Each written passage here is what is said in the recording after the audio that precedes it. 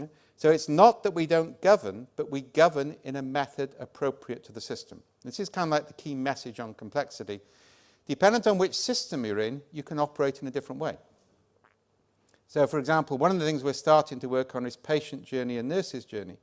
So by empowering patients to keep continuous narrative records of their cycle through hospital, we can actually have an empirical measure of the impact of the hospital on their perception of health, not one of those nonsensical smiley face things at the end, and not something involving professionals interviewing them where they know what answer they're meant to give. Yeah, that's kind of like key on this stuff. We can see those patterns, right?